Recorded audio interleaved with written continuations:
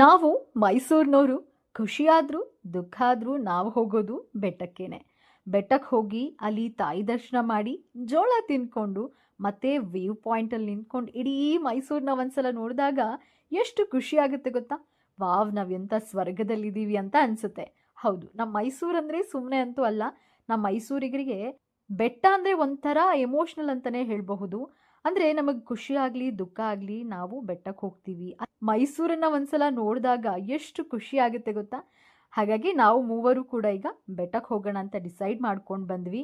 3 ಜನನೂ ಆಫೀಸ್ ಮುಗಿಸಿ ಬೆಟ್ಟಕ್ಕೆ ಹೋಗೋಣ ಅಂತ ಡಿಸೈಡ್ ಮಾಡಿಕೊಂಡು ನೀವು ಗಾಡಿನಲ್ಲಿ ಬಂದು ನಂತರ ಬೆಟ್ಟಕ್ಕೆ ಹೋದ್ವಿ. ಕ್ಯೂನಲ್ಲಿ ನಿಂತ್ಕೊಂಡ್ವಿ. ಸುಮಾರು ಹೊತ್ತಾಯಿತು ದರ್ಶನ ಆಗೋ ತನಕ. ಜೊತೆಗೆ ಏನು ಖುಷಿ ಅಂದರೆ ತಾಯಿನ ಹತ್ತಿರದಿಂದ ನೋಡಿದ್ವಿ, ತುಂಬ ಖುಷಿ ಆಯಿತು. ಮಹಾಮಂಗಳಾರತಿ ನಡೀತಾ ಇತ್ತು. ನಂತರ ದೇವ್ರಿಗೆ ದರ್ಶನ ಮಾಡ್ಕೊಂಡು ಅಲ್ಲಿಂದ ಹೊರಟು ಬಂದ್ವಿ 3 ಜನನೂ. ಏನಾದರೂ ತಿನ್ನೋಣ ಅಂತ ನೋಡಿದ್ವಿ, ಬಟ್ ಅಷ್ಟರಲ್ಲಿ ಟೈಮ್ ಆಗಿಬಿಟ್ಟಿತ್ತು. ಸೊ ಹಾಗಾಗಿ ಏನೂ ತಿನ್ನೋಕ್ಕಾಗಲಿಲ್ಲ. ಹಾಗೆ ಹೋಗೋಣ ಅಂತ ಡಿಸೈಡ್ ಮಾಡಿಕೊಂಡು ಹೊರಟ್ವಿ. ಕತ್ಲೆನಲ್ಲಿ ನಮ್ಮ ಮೈಸೂರು ಎಷ್ಟು ಚೆನ್ನಾಗಿ ಕಾಣಿಸ್ತಾ ಇದೆ ನೋಡಿ ನೀವು. ಲೈಟ್ಸ್ ಎಲ್ಲ ಹಿಂಗೆ ಮಜಾ ಇದೆ ಅಂದರೆ ನೋಡಲಿಕ್ಕೆ ಅದ್ಭುತ. ನಿಜಕ್ಕೂ ನಾವು ಮೈಸೂರಿನಲ್ಲಿರೋದು ಪುಣ್ಯ ಅಂತಲೇ ಹೇಳಬಹುದು. ಈ ಥರ ಸ್ವರ್ಗನ ಎಲ್ಲಾದರೂ ನೋಡೋಕ್ಕೆ ಸಾಧ್ಯನಾ? ನಮ್ಮ ಮೈಸೂರಿನವರು ಅಂದರೆ ಸುಮ್ಮನೆನಾ ಹೇಳಿ. ಮೈಸೂರಿನಲ್ಲಿರೋದು ಅಂದರೆ ಪುಣ್ಯ ಮಾಡಿದಂತೆ.